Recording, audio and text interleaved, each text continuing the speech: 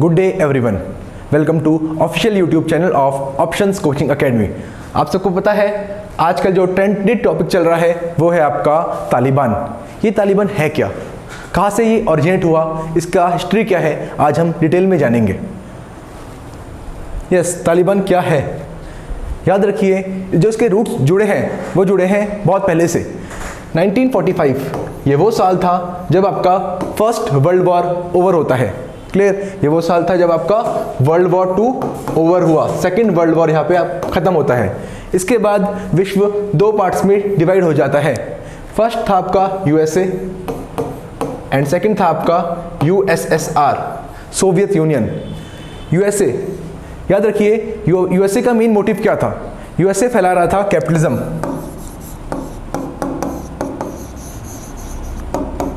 And USSR communism.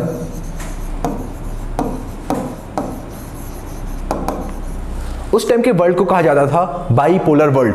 By means two poles, two super powers जो थी हमारी, एक थी आपकी यूएसए और दूसरी थी यूएसएसआर। मेनली काम क्या कर रहे थे, ये काम कर रहे थे अपने इन्फ्लुएंस जो कैपिटलिज्म है या फिर कम्युनिज्म है इनको फैलाने का। हर देश में जाके ये बोल रहे थे कैपिटलिस्ट कंट्री बन जाओ या फिर कम्युनिस्ट कंट्री बन जाओ। अफगानिस्तान में देखिए क्या हुआ। 1970 तक अफगानिस्तान एक पीसफुल स्टेट था। आज जो आप देख रहे हैं वो अफगानिस्तान वैसा नहीं था। 1970 में क्या हुआ, 1970s तक अफगानिस्तान बिल्कुल एक पीसफुल स्टेट था। देखिए क्या हुआ। यस, 1979 में जो अफगानिस्तान की कम्युनिस्ट पार्टी थी, जो अफगानिस्तान की कम्युनिस्ट पार्टी थी, वो इलेक्शन लड़ती है एंड जीत जाती है। क्लियर, वहाँ पे याद रखना जो कम्युनिस्ट पार्टी है इसको लोग सपोर्ट नहीं करते। कुछ ऐसा पॉलिटिकल वैक्यूम बन जाता है जिससे वहाँ पे पॉलिटिकल क्राइसिस आ जाते हैं।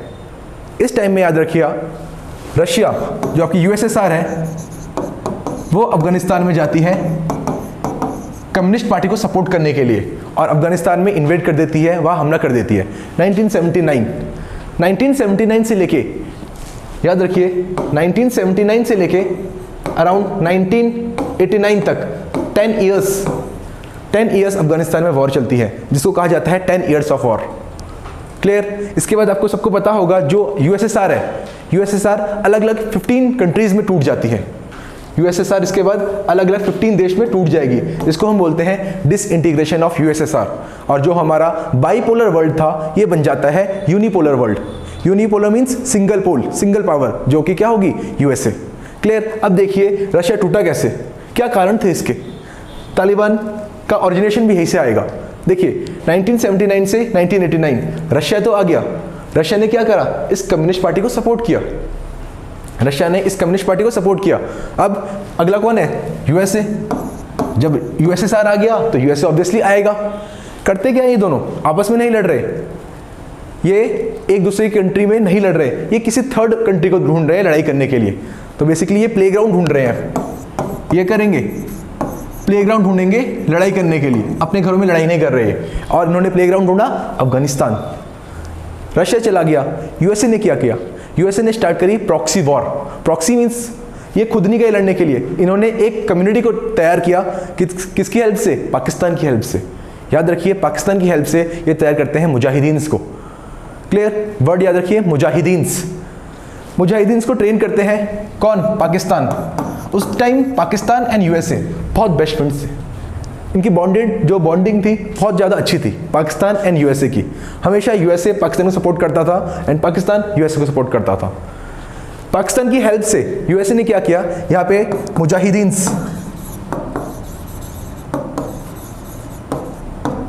मुजाहिदीन की एक आर्मी तैयार करी। मुजाहिदीन ने क्या करा, ये अफगानिस्तान में गए और इन्होंने लड़ाई करी। किसकी तरफ से, यूएसए की तरफ से। बनाया किसने, पाकिस्तान ने। लड़ने कौन गया, मुजाहिदीन्स। यूएसए ने क्या किया होगा, यूएसए ने इनको दिया आर्म सपोर्ट, इनको दिया मनी बैकअप।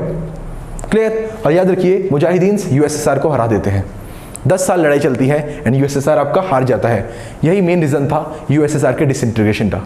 क्लियर, ये रीज़न था यूएसएसआर के डिसइंटीग्रेशन का। यहाँ तक आपको स्टोरी क्लियर होगी। अब हुआ क्या, देखिए एक पॉलिटिकल वैक्यूम बन गया।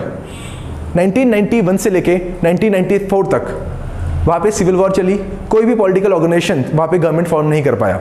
हुआ क्या, देखिए 1994 से लेके 1996 तक एक पॉलिटिकल ऑर्गेनाइजेशन उभरती है जिसका नाम था तालिबान। तालिब मतलब स्टूडेंट्स, तालिब मतलब क्या है आपका, जो आपका तालिब वर्ड है वो स्टूडेंट्स है। देखिए स्टूडेंट्स, ये तालिबान भी किसने बनाई, ये भी पाकिस्तान ने बनाई, ये भी आपकी पाकिस्तान ने बनाई है। तालिबान,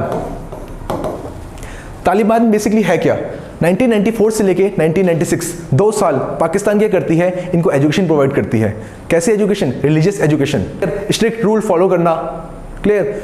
ये बहुत ऑर्थोडॉक्स होते हैं, कंजर्वेटिव्स होते हैं। पॉलिटिकली वैक्यूम चल रहा है यहाँ पे कोई भी पावर नहीं है अफगानिस्तान में। 1996 में क्या हुआ, 1996 में तालिबान कब्जा कर लेती है अफगानिस्तान पे।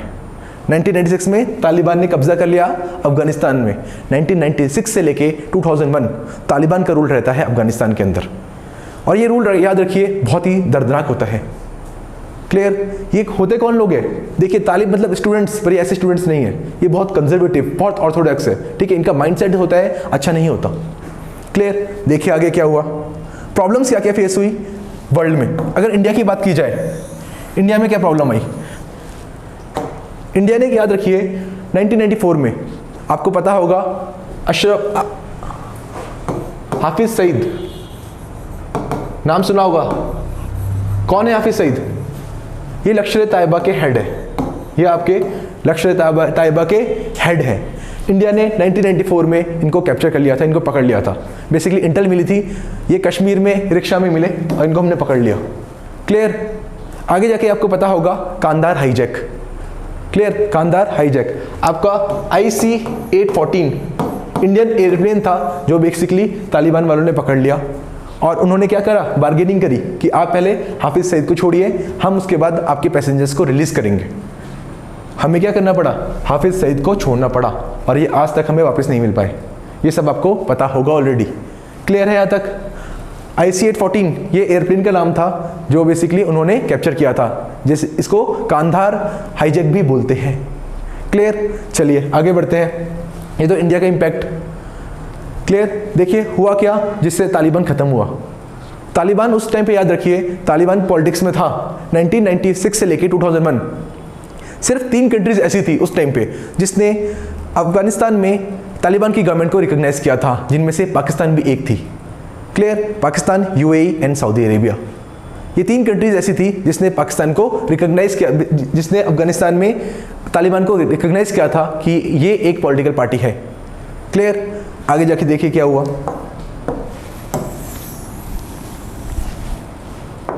यस, आगे क्या होता है, आगे याद रखिए तालिबान बेसिकली जब तालिबान गवर्नमेंट थी अफगानिस्तान में, अफगानिस्तान एक सेफ हेवन बन गया था बहुत सारे टेररिस्ट ऑर्गेनाइजेशंस के लिए। आपने नाम सुना होगा अल-कायदा,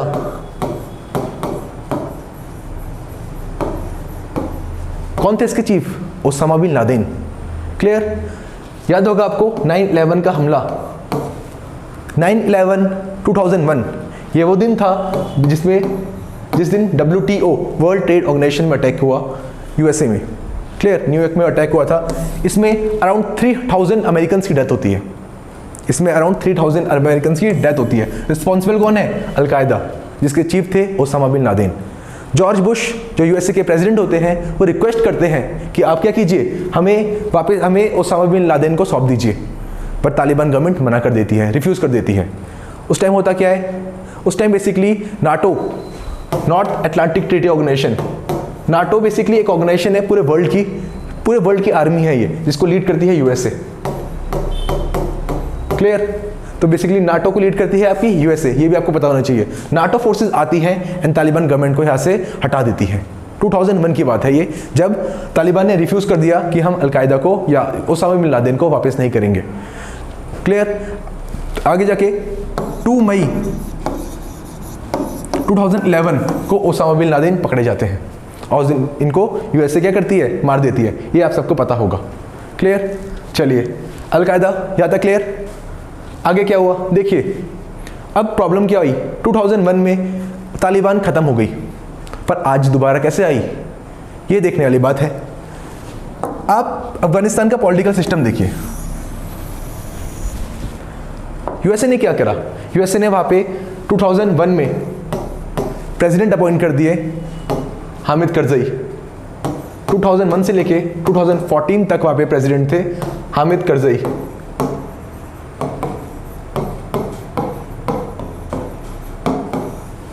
क्लियर। अब देखिए 2001 से लेके 2014 तक ये वहां पे प्रेसिडेंट रहे। 2014 में यूएसए ने सोचा कि यहाँ पे क्या करे जाए, यहाँ पे डेमोक्रेसी को प्रमोट किया जाए, यहाँ पे डेमोक्रेसी को प्रमोट किया जाए। डेमोक्रेसी आप सबको पता होगा इंडिया में भी क्या है, डेमोक्रेसी है, इलेक्शन कंडक्ट हो। पहली बार 2014 में अफगानिस्तान में इलेक्शंस कंडक्ट होते हैं। इस इलेक्शंस में याद रखिए दो मेन पार्टीज थी, एक को लीड कर रहे थे अशरफ घानी जो आज वहाँ के प्रेसिडेंट थे, और एक को लीड कर रहे थे अब्दुल्ला। होता क्या है, अशरफ घानी ये इलेक्शन जीत जाते हैं, अब्दुल्ला ये इलेक्शन हार जाते हैं। इसके बाद प्रॉब्लम पता है क्या आई, प्रॉब्लम ये आई कि अब्दुल्ला ने बोला कि मैं तो हारा ही नहीं। एक बहुत ज़्यादा पॉलिटिकल वैक्यूम वहाँ पे आ गया। उनके भी समझौता होता है। उन्होंने क्या बोला, आप प्रेसिडेंट बन जाए, मैं बन जाता हूँ प्राइम मिनिस्टर। अशरफ घानी बन गए प्रेसिडेंट और आपके अब्दुल्ला बन गए प्राइम मिनिस्टर। देखिए दो पॉलिटिकल पार्टीज, एक बन गए प्रेसिडेंट, दूसरे बन गए प्राइम मिनिस्टर। अपोजिशन नहीं है, अपोज करने के लिए कोई नहीं बचा। ये डेमोक्रेसी नहीं होती। उन्होंने बोला कि ये अफगानिस्तान की पॉलिटिकल यूनिटी है। तो यूनिटी कैसी यूनिटी है, जब तक डेमोक्रेसी में अपोजिशन नहीं है। स्ट्रांग अपोजिशन होना किसी भी हेल्दी डेमोक्रेसी के लिए बहुत इंपॉर्टेंट है। वहाँ पे आपका क्या हुआ, डेमोक्रेसी बची ही नहीं। क्लियर। देखिए आगे 2014 से लेके 2021 आ गया।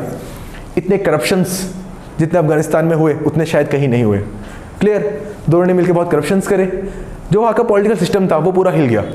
यूएसए ने बोला, यूएसए याद रखना 2001 से लेके 2021 आ गया है, 20 साल यूएसए ने इन्वेस्ट करे अफगानिस्तान में। यूएसए ने बोला कि हम तुम्हें क्या कर रहे हैं, हम तुम्हें बचा रहे हैं तालिबानियों से। यूएसए ट्रूप्स यहाँ पे प्रेजेंट थे, ये यूएसए ट्रूप्स यहाँ पे प्रेजेंट थे अभी तक। अब क्या हुआ, अब यूएस ट्रूप्स यहाँ से विड्रॉ कर गए, यहाँ से चले गए। यूएस ने बोला कि हम तुम्हें आर्म सपोर्ट देंगे, मनी सपोर्ट देंगे, पर आप खुद लड़ो अपनी लड़ाई। अब हम कब तक आपकी लड़ाई लड़े। 20 साल से यूएसए यहाँ पर थी, तब तक क्या हुआ, तालिबान यहाँ पे एक्टिव नहीं हुई। पर अब जैसे ही यूएसए ने यहाँ से विड्रॉ कर दिया, तालिबान एकदम से आपकी एक्टिव हो गई। बेसिकली मार्च 2021 जो बाइडेन ने स्टेटमेंट दिया था कि सितंबर तक हम सारे यूएस ट्रूप्स को वापस बुला लेंगे अफगानिस्तान से, और वहाँ से उन्होंने बुलाया भी। जो यूएस के ट्रूप्स हैं वो सारे चले गए हैं। और वहाँ पे क्या हुआ, अफगानिस्तान ने बेसिकली हुआ क्या, इस टाइम पे उन्होंने लड़ने से पहले ही हार मान ली। उन्होंने अपने आप को पहले ही समर्पण कर दिया, ठीक है, हथियार डाल दिए लड़ने से पहले ही। क्लियर। ये आज की अफगानिस्तान की सिचुएशन है। और आज आपको पता है अशरफ घानी जो वहाँ के प्रेसिडेंट थे वो वहाँ से चले गए हैं, भाग गए, है ना। चलिए आगे देखिए, अब आगे अफगानिस्तान का क्या भविष्य होगा, इंडिया में इसका क्या स्टैंड होगा, ये आगे देखने वाली बात होगी। चलिए अफगानिस्तान आपको क्लियर होगा। ये स्टार्टिंग से मैंने हिस्टोरिकल बैकग्राउंड से आपको बताया कि क्या चीज़ अफगानिस्तान है, क्या तालिबान है, और आगे भविष्य देखने वाली बात होगी इसमें क्या होगा अफगानिस्तान का। चलिए यस, आप देख सकते हैं हमारे जो न्यू बैचेस स्टार्ट हो रहे हैं यूकेपीसीएस के, वो हो रहे हैं 6 सितंबर से। अगर किसी को भी ज्वाइन करना है तो कॉन्टैक्ट डिटेल्स यहाँ पे दी है, आप ज्वाइन कर सकते हैं। चलिए थैंक यू सो मच।